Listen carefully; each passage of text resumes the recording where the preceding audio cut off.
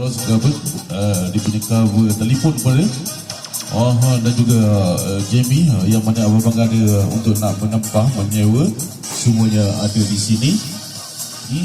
Kita masih lagi kita menunggu para abang kita yang memberanikan diri teruskan dengan karaoke sehingga jam pukul 12 malam. Okey, kita tak ada sampai pukul 3 pagi, kita hanya 12 malam untuk kata menghibur sambil santai di kedai, tepi-tepi kedai makanan juga minum.